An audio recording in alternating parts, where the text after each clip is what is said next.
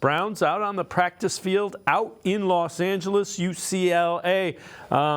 Before they headed out for practice, Kevin Stefanski talked about the situation with the Browns quarterback Dorian Thompson-Robinson still in concussion protocol. Here's the plan for the week.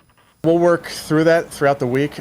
Joe's the backup this week as Dorian is progressing through the protocol. So Dorian's still in protocol? Correct. He's the backup to Dorian, so he's number Correct. 2? Yes. Will you kind of just see how the protocol goes before you're ready to make it? Exactly. Yeah. No reason to make any decisions just yet. We'll see how it goes. How is Joe Flacco kind of getting up to speed on the offense? Yeah, no different than a lot of the pros that you bring in, whether it's a lineman or a quarterback or a defensive back. You spend a lot of time in the meeting rooms. You spend a lot of time with your coaches to get ramped up. So Joe's done a nice job of that. With that, let's welcome in Tim Bielik from the Plain Dealer, cleveland.com. So, Joe Flacco, number 2. Again, it's Wednesday.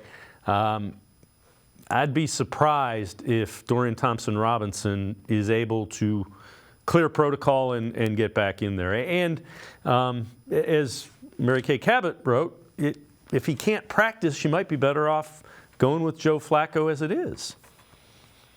Yeah, it makes sense. I mean, it's different for, if you're a veteran who's played 30, 40 games as a starter and you know how to prepare without necessarily even needing to practice too much. But for a guy like DTR who still needs some practice reps, still needs to kind of develop that chemistry with the first team, it's a situation where, if he's not ready to go, I would say if he's not ready to practice, tomorrow or Friday, then probably makes sense to just put Joe Flacco out there because he won't need as much, he already knows how to prepare, as a starter in those situations, and getting those reps, I think, is going to be big for him. I think with concussions, we typically see that it's usually a week that a player misses. It's rare that they, come back the next week. It has happened, but it doesn't happen a lot. So it won't be a shock in any way if Joe Flacco gets to start on Sunday.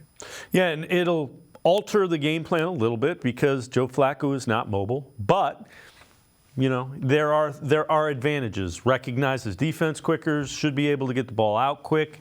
How do you see the game plan kind of being altered if it is, in fact, Joe Flacco?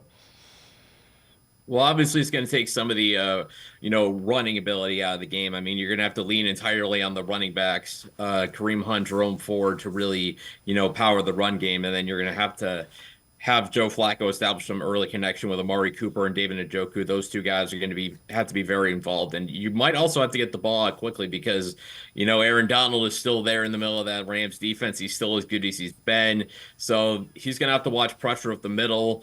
And Browns might have to find a way to get the ball out quick in some cases. But with Joe Flacco and with his arm, I think you got to at least let him try a couple deep balls, because if you're trying to play to a quarterback's strength, you play to the strength of a guy who we know still has an incredibly strong arm. Yeah, the other thing is I would imagine you see some screen game coming in too, different situations, different screens.